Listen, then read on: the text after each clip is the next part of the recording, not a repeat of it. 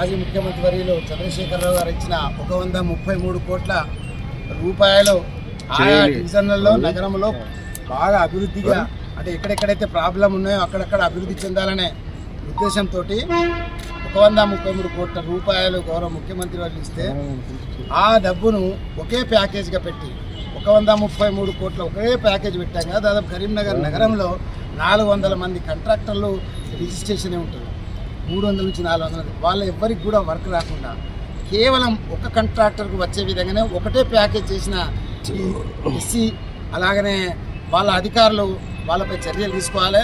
అలాగనే 60 రోజులలో 60 కోట్ల రూపాయలు వర్క్ చేసినట్టు రాత్రికి రాత్రి ఈ నగరపాలక సంస్థలో బిల్లు రికార్డు చేసేందుకు రంగం సిద్ధం చేస్తే రాత్రికి రాత్రి కలెక్టర్ గారు స్వయంగా వారి ఎంట్రీ ఇప్పుడే గౌరవ కమిషనర్ గారు చెప్పారు ఏంటంటే కలెక్టర్ గారు స్పష్టమైన ఇచ్చిండ్రు, ఆన్లైన్ రికార్డింగ్ బంద్, కేవలం ఆఫ్లైన్ రికార్డే చేసుకోవాలి అనే ఆర్డర్ ఇచ్చింది అనేది చాలా ఆనందకరం. కలెక్టర్ గారికి మేము 2 చేతులు ఎత్తి నమస్కరిస్తున్నాం.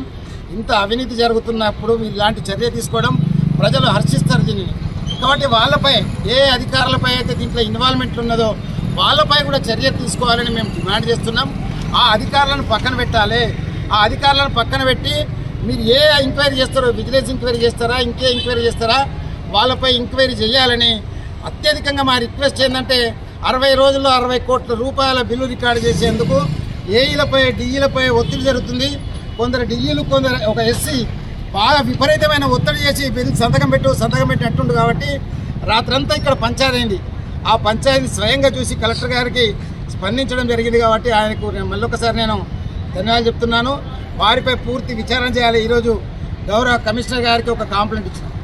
ఏమని ఇచ్చినామంటే అట్టి అధికారులను పక్కన పెట్టి ఎంక్వైరీ స్టార్ట్ చేయాలి. అధికారులను పక్కన పెట్టే అధికారం ఈ మున్సిపల్ కమిషనర్దే ఉంది. ఈ మున్సిపల్ కమిషనర్ పక్కన పెట్టి విచారణ చేపడితే అన్ని విషయాలు ఎంత అవినీతి జరిగిందో అవన్నీ కూడా బయటపడతాయి. కాబట్టి అధికారుల పాత్ర ఎంత ఉంది, ఒక్కొక్క అధికారులు ఎన్నెన్ని ప్లాట్లు కొన్నాడు, ఒక్కొక్క అధికారి ఎవరెవరి పేరు మీద ప్లాట్లు కొన్నాడో అవన్నీ బయటకు వస్తాయి. కాబట్టి ఈ పూర్తి స్థాయి విచారణ జరిపేయాలని ఈరోజు కమిషనర్ గారిని కోవడం జరిగింది. కాబట్టి నా రిక్వెస్ట్ కూడా మీ ద్వారా అందరికీ ఏంటంటే అధికారులందరికీ కూడా వెంటనే స్పందించి కమిషనర్ గారి చర్యలు తీసుకోవాలని మేము డిమాండ్ చేసినాం. దానికి కలెక్టర్ గారు కూడా నిజంగా కూడా వారికి మళ్ళొకసారి నేను అభినందన చెప్తున్నా. వారు ఆఫ్లైన్ కాదు, ఆన్లైన్ కాదు, ఆఫ్లైన్ రికార్డు చేయడం అంటే ఇది మొదటిగా విజయంగా భావిస్తున్నాం. మేము తప్పనిసరిగా కాంట్రాక్టర్లందరూ కూడా కరీంనగర్ ప్రజలందరూ కూడా హర్షిస్తూ తగ్గుతారు. జై తెలంగాణ.